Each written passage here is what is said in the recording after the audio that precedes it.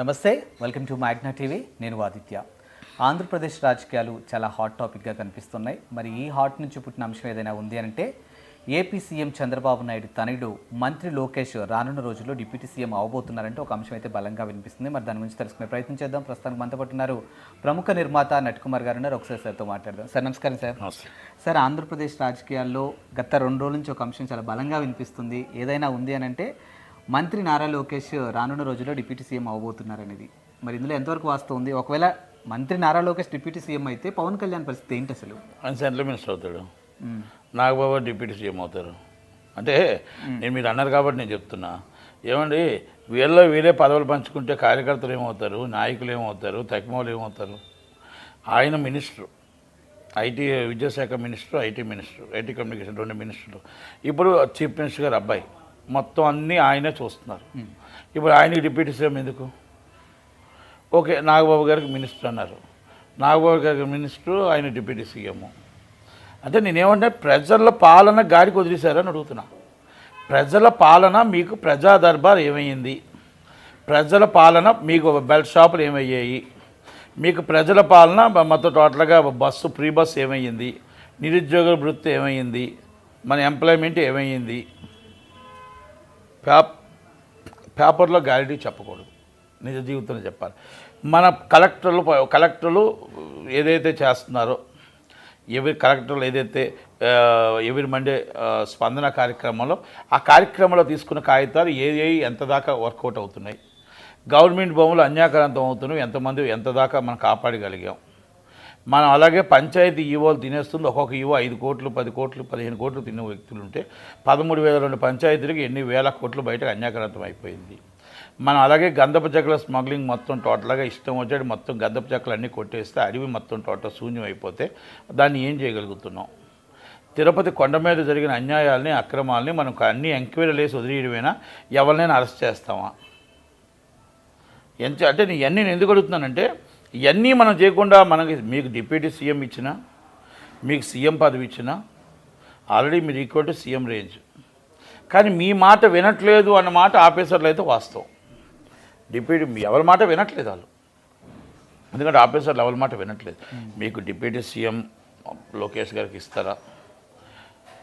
మా deputy CM మన నాగబాబు గారికి ఇస్తారా? లేకపోతే ఆయన సెంట్రల్ మినిస్టర్కి వెళ్తారా పవన్ కళ్యాణ్ గారు అనేది ఇది చర్చ కాదు. ప్రజలకు ఏం చేసాము, ఏం చేయబోతున్నాము, ఏం న్యాయం చేయబోతున్నాము.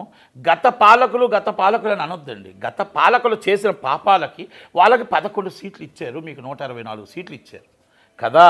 ఆ 164 సీట్లు తీసుకొని మీరు గత పాలకులు 5 సంవత్సరాలు నడిపేస్తారా? లేకపోతే మీకు ఇచ్చిన 164 సీట్లకి ప్రజలకు మీరు న్యాయం చేస్తారా?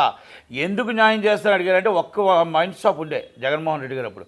ఇప్పుడు ఒక వైన్ షాప్కి 38 బెల్ట్ షాపులు తయారయ్యాయి. అంటే మీరు 3,200 బెల్ట్ షాపులు అఫీషియల్గా మామూలు షాపులు ఇచ్చారు. దానికి నిమిత్తం 38 అంటే ఎన్ని వేల షాపులు బెల్ట్ షాపులు తయారయ్యాయో తెలుసా అండి? సినిమా టికెట్లే బ్లాక్ మార్కెటింగ్ అనుకున్నాను తప్ప మందు కూడా బ్లాక్ మార్కెట్ మొన్న తెలిసింది. నేను మాట్లాడలే, వేగ్గా మాట్లాడలే. ప్రతి బెల్ట్ షాప్కి వెళ్ళి ఒక మందు బాటిల్ కొని మరి వెళ్ళా. ఎక్కడెక్కడ బెల్ట్ షాపులు ఉన్నాయో ఒక 15 బెల్ట్ షాపుల దగ్గరికి వెళ్ళి ఆ మందు బాటిల్ ఎంత రేటో, ఇక్కడ ఎంత రేటో కొనుక్కొని వెళ్ళా. కాకపోతే గవర్నమెంట్ మీద నాకు ఇంకా అభిమానం ఉంది కాబట్టి, గవర్నమెంట్ మీద ప్రేమ ఉంది కాబట్టి, గవర్నమెంట్కి నేను సపోర్ట్ చేశాను కాబట్టి ఈయన బయట పెడితే చండాలంగా ఉంటుందని ఆగుతున్నా. తాట తీస్తాన్ అన్న చంద్రబాబు నాయుడు గారి మాట మాటల్లోనే ఉండిపోతుందా? లేకపోతే ఆయన ఏమైనా సరే దీని మీద చర్య తీసుకోగలుగుతాడా? నెలమామూలు వెళ్తున్న పోలీసు వాళ్ళకి, సిఐకి, స్టేషన్ హౌస్ ఆఫీసర్లకి, అక్కడ ఎక్స్చేంజ్ వాళ్ళకి డబ్బులు వెళ్తూ ఉన్నాయి. ఆ వెళ్తూ ఉన్న వల్ల షాపులు ఉంటూనే ఉన్నాయి. అక్కడ లోకల్ ఎమ్మెల్యే సపోర్ట్ ఉన్నాడు. ఏముంది సపోర్ట్ అంటే, మాకు బాస్ లోకేష్ గారు కాదండి, మాకు బాస్ పవన్ కళ్యాణ్ గారు కాదు, లోకల్ ఎమ్మెల్యే. మా ఎమ్మెల్యే గారు చెప్పండి, ఎవరైనా లోన్ వేసేస్తాం. మా ఎమ్మెల్యే గారు చెప్పండి, ఎవరి పీడీ యాక్ట్ పెడతాం. మా ఎమ్మెల్యే గారు చెప్పండి, మేము ఎవరినైనా సరే ఏదైనా చేస్తాం. మేము ఏ దానికైనా పర్మిషన్ ఇస్తాం, ఏదైనా ఎరగొట్టేస్తాం. అంటే ఈ పరిస్థితుల్లో ఆంధ్రప్రదేశ్ రాష్ట్రంలో ఉంది. ఆ రాష్ట్రాన్ని మనం హోమ్ మినిస్టర్ గారు ఉన్నారు, ఏం మాట చెప్పినా హోమ్ మినిస్టర్ గారు ఎంతసేపు మైకులో కనబడతారు తప్ప అక్కడ ప్రజా దర్బార్ చేసి ప్రజలకు ఏ అన్యాయం జరుగుతుందని చెప్పరు. ప్రజల ఫోన్లు ఎత్తరు, వీళ్ళు వివిఐపి ఫోన్లు మాత్రం ఎత్తుతారు. ప్రజల ఫోన్లు పోలీసు వాళ్ళు కూడా ఎత్తరు, ప్రజల ఫోన్లు కలెక్టర్లు ఎత్తరు, ప్రజల ఫోన్లు జాయింట్ కలెక్టర్ ఎత్తరు. ప్రజల ఫోన్లు ఉదయాన్నే 6 గంటలకు లేచి విజయవాడ వస్తారు పాపం ప్రజలు. ప్రజా దర్బార్ అని 7:30కి 9 గంటలకు 9:30కు పాపం టైం వస్తుంది. ఆ టైంలో కాగితాలు తీసుకొస్తే ఒక చిత్తు కాగితాల కింద పడేస్తున్నారు. ఒక్కటైనా వర్కౌట్ అవుతుందా? నేను కూడా ప్రజా దర్బార్కి వెళ్ళా కావాలని. వెళ్ళి ప్రజా దర్బార్లో ఒక కాగితం ఇచ్చా. నా కాగితం చిత్తు కాగితాలు ఉంది. అనకాపల్లి వెళ్తే రాలేదండి అన్నారు. ఈలోగా డిప్యూటీ సీఎం గారు సీజ్ ద షిప్ అన్నాడు. ఫస్ట్ ఇచ్చిన కంప్లైంట్ నేను. అదే ఇష్యూ మీద, అదే ఈ same issue, okay, same complaint. ఎక్కడి నుంచి బియ్యం వెళ్ళింది, ఎలాగ వెళ్తుంది, ఏంటి అనేది కంప్లైంట్ అదే. అంటే కంప్లైంట్ కాపీ కూడా చూడలేదు, ఆ చెత్త కుప్పలో పడేశారు. ఓకే. ప్రజా దర్బార్కి నేను 6 గంటలు లేచి 4 గంటల టైం వేస్ట్ చేసి నేను వెళ్ళి ప్రయోజనం ఏముంది? ఇది నేను లోకేష్ గారిని డైరెక్ట్గా అడుగుతున్నా, సూట్గా అడుగుతున్నాను నేను. అంటే ఇప్పుడు ప్రజా సమస్యల మీద ప్రజా దర్బార్ అని మీరు పెట్టి మమ్మల్ని 6 గంటలకు లేపి మీరు 9:30 దాకా ఉంచి మా కాగితం తీసుకొని ఏం చేశారని అడుగుతున్నా. ఆ కాగితాన్ని ఏం చేశారు? చెత్త కుప్పలో పడేశారు. అంటే ప్రజలు అందరూ మీ దగ్గరికి వస్తే ఏదో న్యాయం జరుగుతుందని వస్తున్నారు. అన్నీ ప్రజా దర్బార్ అప్పటికప్పుడు సాల్వ్ అవ్వాలి. అప్పటికప్పుడు ప్రాబ్లం అవుతేనే ప్రజా దర్బార్ అంటారు. కాగితాలు తీసుకుని అలాగే అర్జీ పెట్టిన కాగితాలు అక్కడ ఉండిపోతూ ఉంటే మీరు ప్రజల సమస్యలు పరిష్కరించలేకపోతే మీ దగ్గరికి ఉదయం 6 గంటలకు డబ్బులు కట్టుకొని ఛార్జీలు ఇంకొక మళ్ళీ 1000 రూపాయలు దండుగా, రూమ్లో దిగితే మళ్ళీ 3000 దండుగా, మామూలు రోడ్డు మీద పడుకుంటే 1000 రూపాయలు టికెట్. అక్కడ ఇచ్చాపురం నుంచి మీకోసం వస్తారు, సోలూరుపేట నుంచి మీకోసం వస్తారు, అనంతపురం నుంచి మీకోసం వస్తారు, న్యాయం జరుగుతుందని. కనుక లోకేష్ గారికి పెద్ద మనసుతో మీ స్టాఫ్ పని చేయట్లేదు, మీ ఆఫీసర్స్ మీ మాట వినట్లేదు. అలాగే నేను ఏమంటున్నానంటే అక్కడ స్పందన కార్యక్రమాలు పెడుతున్నారు. స్పందన కార్యక్రమంలో ఒక కార్యక్రమం ఆన్ ది స్పాట్. స్పందన అంటే ఏంటో తెలుసా అండి? మనం అక్కడ అర్జీ పెట్టుకుని పనికి రాకపోతే అక్కడ పెట్టి ఆన్ ది స్పాట్ టప్ అని చేసి ఇది ఎందుకు జరిగింది, ఏ ఎంఆర్ఓ, ఏ ఆర్డీఓ, ఏ ఈఓ ఎందుకు జరిగింది, ఏం తప్పు జరిగింది, with in report and evening 4 o'clock. అంటే మళ్ళీ మండే స్పందన లోపల ఆ మనిషి దగ్గరికి వెళ్ళి ఆ మనిషి ప్రాబ్లం సాల్వ్ చేయమని అర్థం. ప్రజా దర్బార్ లోకేష్ గారిది కూడా ఈరోజు దర్బార్ ఉంటే మళ్ళీ వెంటనే స్పాట్లో చేయమని అర్థం. మళ్ళీ ఏం అవ్వలేనప్పుడు మనం ప్రజా దర్బార్ ఎందుకు, ఇవన్నీ ఎందుకు? నేను లోకేష్ గారిని అడుగుతున్నా. మీరు డిప్యూటీ సీఎం అయినా, మీరు సీఎం అయినా కూడా సార్ ప్రజల మాట పట్టించుకుంటే మిమ్మల్ని దేవుడిగా చూస్తారు. ఎందుకో తెలుసా? మీ నాన్నగారి కోసం కష్టపడిన కష్టం చూసాం, మీ అమ్మగారి కోసం కష్టపడిన బాధ చూసాం, మీరు ఆయన జైల్లో ఉంటప్పుడు మీ పార్టీ నడిపిన నడక చూసాం. ఆ రోజు మేము అనుకున్నాం ఏంటంటే మీలాంటి నాయకుడు రావాలి అని అనుకొని కరుడుగట్టిన కాంగ్రెస్ వాదులు కూడా మీతో సపోర్ట్ చేసాం. మీ కరుడుగట్టిన కాంగ్రెస్ వాది కానీ మీ దాంట్లో చూసి ఆ పెద్ద ఆయన ఉండాలి అనే ఆలోచనతోనే మీకు సపోర్ట్ చేస్తాం. జగన్మోహన్ రెడ్డి గారు ఒక షాపు పెడితే మీరు 38 బెల్ట్ షాపులు పెట్టారు. ఇది నేను చెప్తుంది నిజం. ఇది నిజం కాదు అంటే నాతో రండి, ఒక్క ఆఫీసర్ రండి, ఒక్క నియోజకవర్గానికి. చూపించలేకపోతే నన్ను 14 సంవత్సరాలు జైల్లో పెట్టండి. అంటే ఇవన్నీ నేను ఎందుకు చెప్తున్నా, అక్కడ ఎమ్మెల్యేకి అందరికీ తెలుసు. ఇవన్నీ నేను ఎందుకు చెప్తున్నానంటే మనం ఎలా అరికట్టాలి దాన్ని. ఇప్పుడు మీ దగ్గరికి వచ్చి భజన చేసిన వాళ్ళు మాటలు తీసుకోకండి. బాబు మీ అంత తోడు లేడు బాబు, సూపర్ బాబు, సూపర్ బాబు, మీరే మా నాయకుడు బాబు అనుకునే వాళ్ళు వెనకాల నుంచి గోతులు తవ్వుతున్నారు. నాకు అవసరం లేదు. గజమాల తీసుకొచ్చేవాడు మీ దగ్గర సహాయం కోసం వచ్చాడు, దండ తీసుకొచ్చేవాడు మీ దగ్గర సహాయం కోసం వచ్చాడు. మీ దగ్గరకు మేము రావాల్సిన అవసరం లేదు. నేను ఎట్టి పరిస్థితుల్లో ప్రజల కోసమే పోరాడతా, ప్రజల కోసమే ఉంటా. 100% మీ పార్టీ కదా, ఏ పార్టీ వచ్చినా నేను పార్టీకి సపోర్ట్ అంటే మంచి చేస్తే సపోర్ట్ ఉంటా, మంచి చేయకపోతే నేనే ఎదురు తిరుగుతా. 100% చెప్తున్నా. అయితే దీంట్లో మీరు డిప్యూటీ సీఎం అయినా, నాగబాబు గారు డిప్యూటీ సీఎం అయినా ప్రజల కోసం మంచి చేయాలి. ప్రజల కోసం ఏం మంచి చేశారంటే మీ సొంత మామగారికి బాలయ్య బాబుకి 500 రూపాయలు టికెట్ పెట్టి ఆ పేద ప్రజలు సినిమా చూడకుండా చేశారు. మీరు 600 రూపాయలు టికెట్ పెట్టారు, 900 రూపాయలు టికెట్ పెట్టారు. అంటే ఏంటిది ఇది? ప్రజల్ని మీరు అర్థం చేసుకోవాలి. మధ్యతరగతి ప్రజలు సినిమా ఎలా చూస్తారు? ఎంటర్టైన్మెంట్ కూడా ఒక భాగమే. దాంట్లో కార్మికులు ఉంటారు, కొన్ని లక్షల మంది కార్మికులు బతకాలి. ఆ సినిమా ఎంటర్టైన్మెంట్ థియేటర్లు కూడా బతకాలి అన్న ఆలోచన కూడా మీకు లేకపోతే ఎలా? మాకు బాలయ్య బాబు అడిగారు ఇచ్చేసాం, మేము ఆల్రెడీ సితారా వాళ్ళు అడిగారు ఇచ్చేసాం, మేము పుష్ప వాళ్ళు అడిగారు ఇచ్చేసాం, నట్టికుమార్ అడిగారు ఇచ్చేసాం. అది కాదండి. అసలు సాధ్యాసాధ్యాలు ఎత్తుక్కుంటూ గత సంవత్సరం ఎంత ఉంది, అంతకుముందు సంవత్సరం ఎంత ఉంది, అసలు మన జగన్మోహన్ రెడ్డి గారి టైంలో ఎంత ఉంది, ఇవన్నీ మీరు బేర్ చేసుకొని ఇవ్వాలా? లేకపోతే ప్రజలు ఏవైతే అయిపోయి మొత్తం టోటల్గా డబ్బులు వచ్చేయాలనుకుంటారా? ఇవన్నిటిలో మీకు ప్రజల్లో మాట్లాడుతున్న మాటలే మీకు నేను చెప్తున్నా.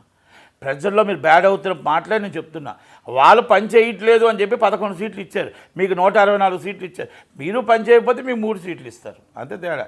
ప్రజలు ఇప్పుడు మీరు 5 సంవత్సరాలు ఆడిందల్లా ఆట, తర్వాత 5 సంవత్సరాల తర్వాత వాళ్ళు కూడా నిర్ణయం తీసుకుంటారు. ప్రజలు కూడా ఒక్కసారి ఆలోచన. పవన్ కళ్యాణ్ గారు ఒక మంచి కార్యక్రమాలు చేసుకుంటూ ముందుకెళ్తున్నారు.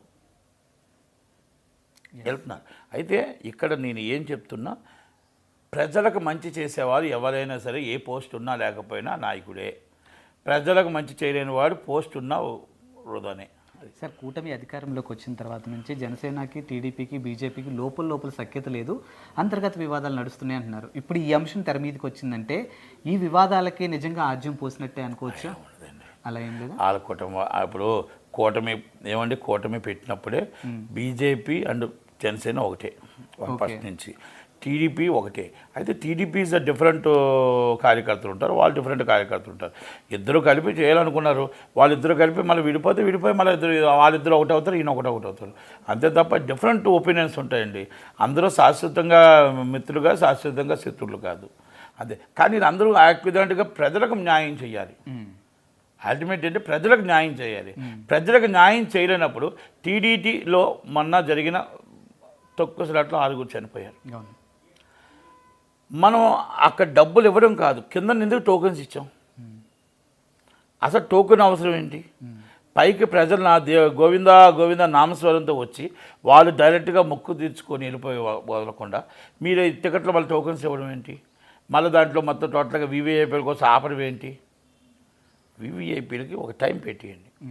ఉదయం 5 నుంచి 7 గంటల దాకా వీవీఐపీస్, లేకపోతే 8 గంటల దాకా వీవీఐపీస్, 8 తర్వాత ధర్మ దర్శనం, మళ్ళీ రాత్రి 7 గంటల తర్వాత 8 గంటల దాకా వీవీఐపీస్. అలా పెట్టేయండి బెటర్. కానీ మధ్యలో పాప మళ్ళీ ఆపడం, మళ్ళీ రావడం, మళ్ళీ అలా ఆపడం, ఆ కంపార్ట్మెంట్లో అలాగా ఆకలితో అలమటించిపోవడం, అది వద్దు. ఒక time is the morning 5 to 4 to 3 to 4, 3 o'clockకి పెట్టి మీరు అప్ టు 8 o'clock దాకా పెట్టండి. అప్పుడు ఎవరు రారు, మీరు వదలండి మనుషుల్ని. ఆ ప్రయాణం వెళ్ళిపోతూ ఉంటే కంపార్ట్మెంట్లో ఉండరు. దీంట్లో కూడా ఒక రాజకీయం చెప్పాడు ఒక పెద్ద మనిషి. దేవుడి దగ్గరికి భక్తులు అందరూ వెళ్ళిపోయి మొత్తం ఒకటేసారి దర్శనం చూపించేస్తే కంపార్ట్మెంట్లో జనాలు లేనట్టు ఉంటారు, కనుక దర్శనానికి దేవుడు నిండుగా ఉన్నట్టు ఉండాలంట. ప్రజలు ఇబ్బంది పెట్టి ఇదేదో సినిమా షూటింగా? అది కాదు, ఇదేదో సినిమా షూటింగ్ అని అడుగుతున్నా. దేవుడు దర్శనం చేసుకోవడానికి సాక్షాత్ ప్రపంచం నుంచి వస్తూనే ఉంటారు. వాళ్ళని ఇబ్బంది పెట్టి దేవుడి కోసం నీకు ఖాళీ ఉంది కంపార్ట్మెంట్లు అంటే ఎలా?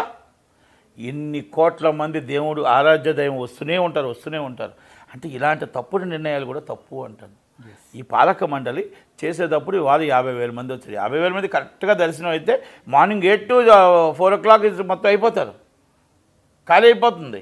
ఏ ఒక్క దర్శనంకి రోజుకి దర్శనం కరెక్ట్గా జరుగుతాయి. ధర్మ దర్శనం రోజుకి 150,000 మంది చూస్తారు.